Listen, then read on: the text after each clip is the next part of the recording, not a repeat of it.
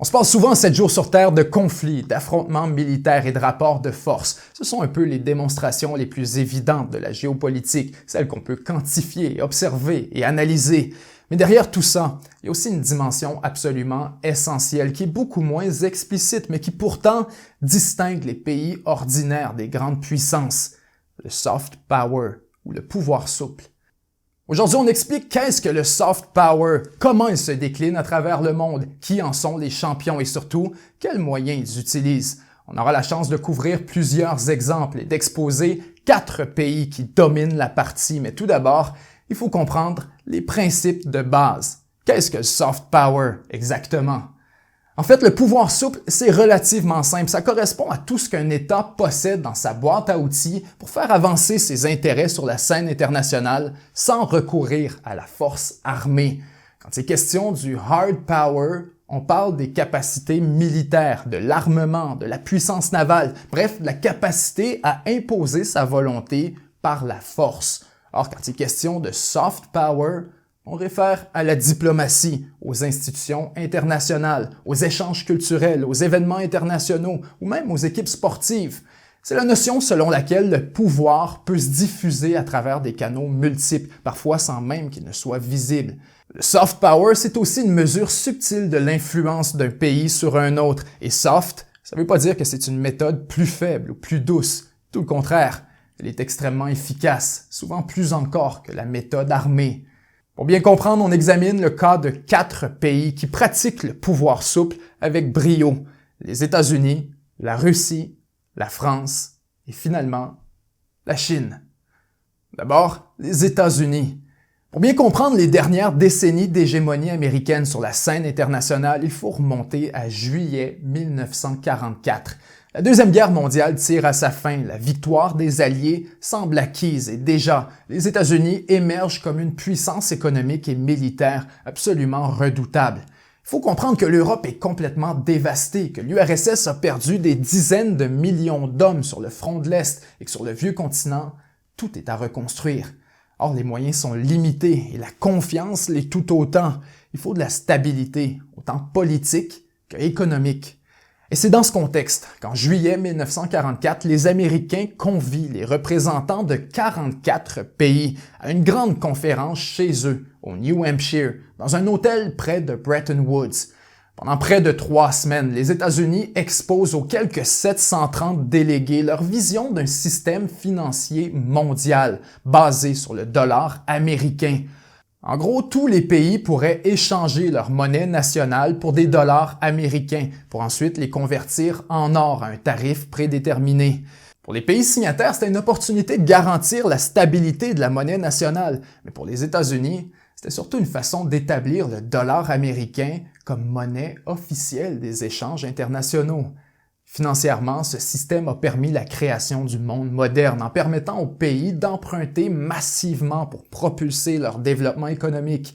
Or, il a aussi transformé Washington en géant incontournable dont les banques contrôlent l'essentiel de la finance mondiale et dont les sanctions ont le potentiel de nuire sévèrement à une économie ciblée.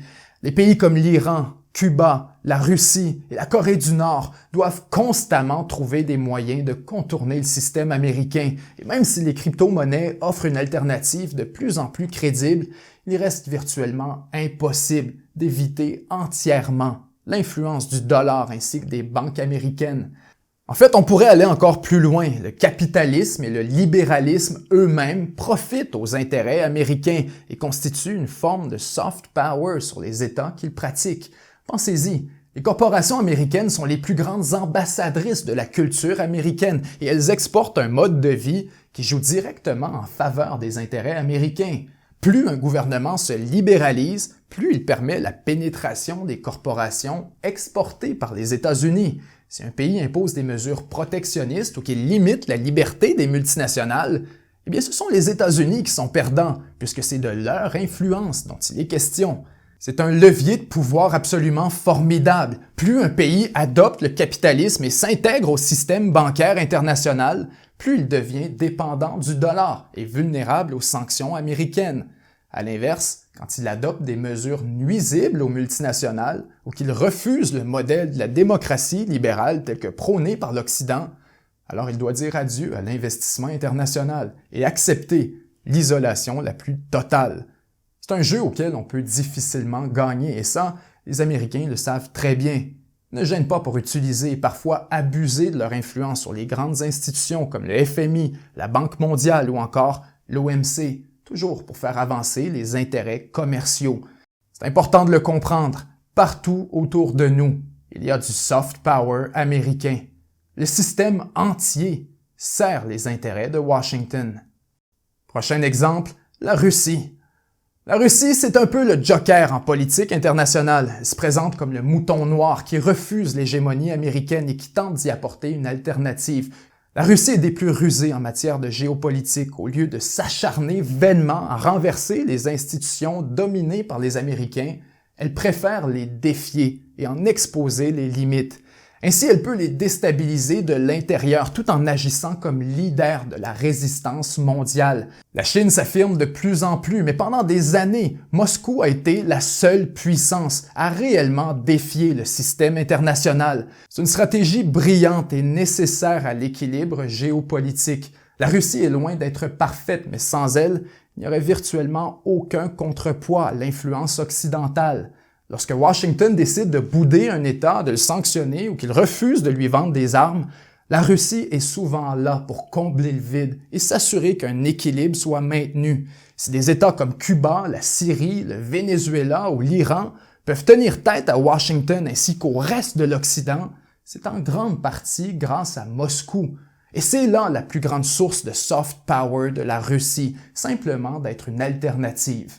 Washington abuse tellement souvent de son pouvoir que ça joue directement dans les intérêts du Kremlin en créant une clientèle d'États réceptifs à son influence.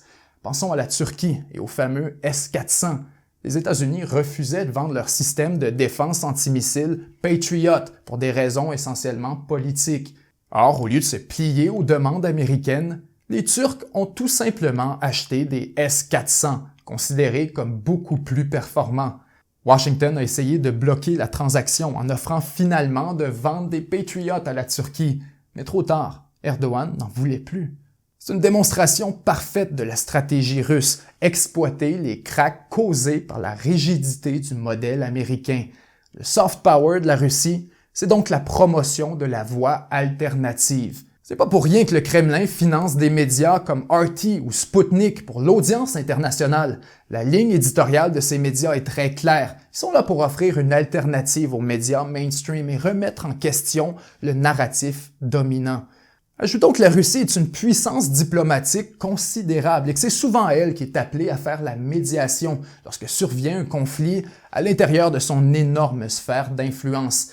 Les anciennes républiques de l'URSS ont pour la plupart conservé de bonnes relations avec Moscou, donc que ce soit en Europe de l'Est, en Asie centrale, au Caucase ou même au Moyen-Orient, la Russie est souvent la puissance la plus qualifiée pour négocier une sortie de crise.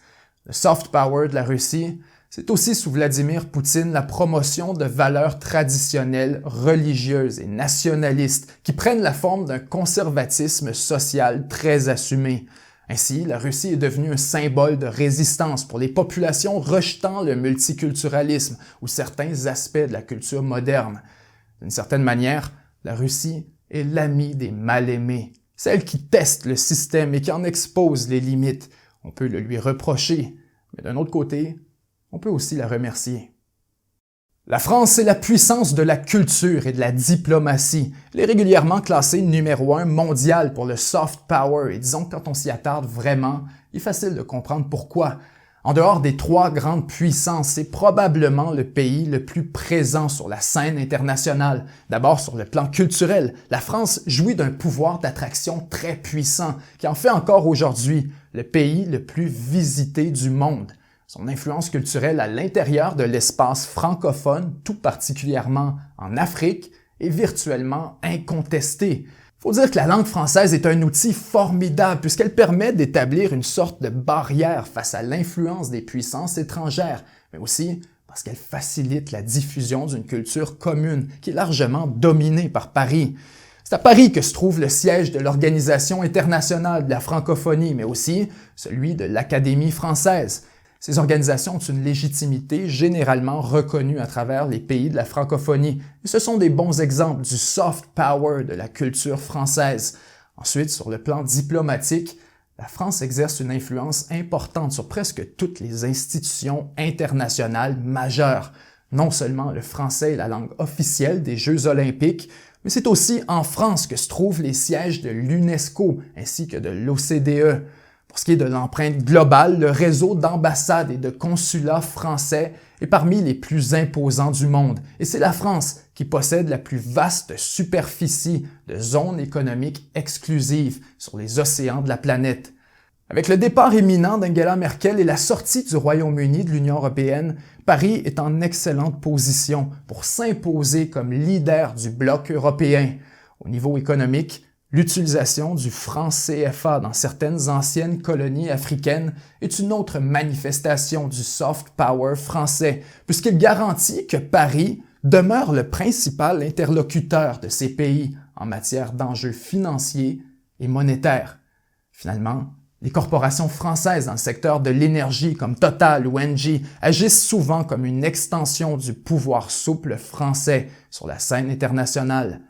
Bref, en projetant sa propre influence culturelle et en maintenant une stratégie fondamentalement souverainiste, la France peut prétendre se hisser au sommet des palmarès en matière de soft power. Et finalement, notre dernier exemple, la Chine, bien sûr. La Chine, c'est la puissance du gigantisme. On pourrait passer un épisode entier à décortiquer toutes les manières dont elle a recours au soft power pour atteindre ses objectifs. Mais pour les fins de ce segment, on va se concentrer sur les deux grands piliers chinois en matière de pouvoir souple, le contrôle de l'image et la puissance économique.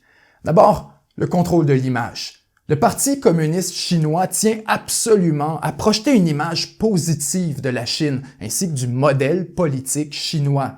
Puisque le parti dirige sans opposition, sa légitimité repose en partie sur la perception générale que les choses se passent bien. Il faut que le monde entier voit le Parti communiste comme une force positive et tous les moyens sont bons pour atteindre cet objectif. À l'intérieur de la Chine, ça passe par un contrôle serré de l'information ou encore par une censure active des réseaux sociaux. À l'extérieur de la Chine, le contrôle de l'image se transforme en véritable campagne d'influence avec l'objectif de présenter le pays comme un État responsable, efficace, moderne et prospère. En finançant des organisations comme les Instituts Confucius, par exemple, la Chine peut projeter son influence dans les cercles académiques du monde entier et s'assurer qu'un contre-argument chinois soit toujours présenté face aux critiques. La COVID-19 est un exemple flagrant de la stratégie chinoise de soft power. D'abord, elle protège son image en niant sa responsabilité, en faisant taire les lanceurs d'alerte et en faussant les données. Ensuite, elle tente de l'améliorer en pratiquant la diplomatie des masques, en envoyant de l'équipement médical dans les pays touchés et en déployant du personnel à certaines occasions. Finalement, elle brouille les pistes, en affirmant par la voix de ses diplomates que le virus provient des États-Unis. Venant de quelqu'un qui a étudié en communication pendant un moment, c'est carrément gestion de crise 101. D'abord, niez en bloc. Ensuite, défendez-vous vigoureusement. Et finalement, changez de sujet.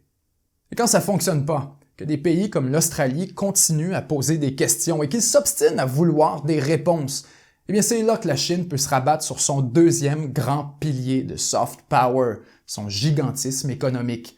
Avec près d'1,4 milliard de consommateurs, le marché chinois représente une opportunité commerciale incroyable pour les multinationales, mais aussi un joueur absolument essentiel en matière d'importation et d'exportation. L'accès à la Chine peut complètement changer la donne et s'il fallait qu'elle boycotte entièrement un pays, ce serait l'équivalent d'une bombe nucléaire économique. Non seulement elle contrôle plusieurs chaînes d'approvisionnement hautement stratégiques, mais elle a le pouvoir d'inonder à peu près n'importe quel marché et de noyer un pays entier dans la compétition. Prenez l'Australie. C'est un pays d'à peu près 25 millions d'habitants, soit 1,78% de la population chinoise. L'Australie a besoin de la Chine. La Chine n'a pas besoin de l'Australie. C'est vrai pour presque tous les pays du monde et c'est précisément là que réside toute la puissance du soft power économique chinois. Pour faire des affaires avec la Chine, il faut jouer selon ses règles. Prenez Hollywood par exemple. La Chine ne laisse entrer qu'un certain nombre de films étrangers sur son territoire à chaque année. Donc on assiste à Hollywood une enchère de plus en plus ridicule pour déterminer qui va plaire le plus au Parti communiste chinois. Récemment, l'acteur John Cena est sorti avec la larme aux yeux pour s'excuser d'avoir appelé Taïwan un pays, probablement après qu'un de ses producteurs lui ait rappelé les centaines de millions que rapporte chaque année au studio de marché chinois. Ça, mes amis, c'est ce qu'on appelle du soft power. Ensuite, il est impossible d'ignorer la dimension financière du pouvoir souple chinois, soit le financement de méga-projets et l'octroi de prêts avantageux dans un nombre grandissant de pays à travers l'Asie, l'Afrique et même l'Europe. C'est une autre fonction du gigantisme économique, la capacité à financer des grands projets d'infrastructure qui avancent les intérêts chinois, en plus d'attirer de nombreux pays à l'intérieur de l'orbite de Pékin. Avec la Chine, c'est simple. Il n'y a pas de longues négociations ou encore de conditions à n'en plus finir, pas d'ingérence dans les affaires internes. Comparativement aux États-Unis, la Chine n'utilise pas son argent pour convertir des gouvernements étrangers à son propre modèle de gouvernance. En conséquence, la Chine est extrêmement populaire en Afrique, par exemple, où il y a une forte aversion vis-à-vis des puissances occidentales. Les deux piliers du soft power chinois travaillent donc ensemble. Le contrôle de l'image va de pair avec la puissance économique, offrant à la Chine une nouvelle influence à la portée mondiale. Bref, le soft power se décline de plusieurs manières à travers le monde, mais on pourrait le résumer ainsi. C'est le pouvoir de l'influence, qu'elle soit délibérée ou pas, que les gens en soient conscients ou non, ça n'a pas vraiment d'importance. On a évoqué les 4 plus grandes puissances de pouvoir souple, mais il y a quand même plusieurs autres pays qui méritent d'être mentionnés. Pensons à la Suède pour son important réseau diplomatique, à l'Iran pour son réseau d'alliés et de proxys au Moyen-Orient, mais aussi à l'Arabie saoudite et à son influence religieuse, et finalement à Israël pour son influence politique et son service clandestin légendaire. En terminant, je vous pose la question, puisque selon nos statistiques, plus de 60% d'entre vous n'êtes pas au Canada en ce moment. Depuis le pays où vous nous regardez, quelle puissance étrangère a le plus d'influence et pourquoi? Pour les Français, j'inverse ma question. Sur quel pays êtes-vous convaincu d'avoir le plus d'influence? Je vous taquine parce que je vous aime. Je tiens à vous remercier, partout où vous êtes dans le monde. On est en train de créer une communauté parmi les plus nuancées, les plus curieuses et les plus informées par rapport à ce qui se passe sur la planète. C'est quelque chose que je n'aurais jamais cru possible. Vous êtes désormais près de 100 000 sur Facebook et plus de 50 000 sur YouTube à nous suivre à chaque semaine. Pour une émission de géopolitique dans l'espace francophone, c'est incroyable. Et dans l'espace québécois, c'est carrément inespéré. Grâce à vous, on prouve à chaque épisode qu'il y a une audience pour ce genre de contenu et même que les gens en redemandent. C'est un message important pour toute l'industrie médiatique. Croyez-moi, chaque fois que je parle avec des gens du milieu, on me demande comment c'est possible. Et à ça, je réponds toujours que c'est grâce à vous, grâce à nos contributeurs et à tous nos membres exclusifs.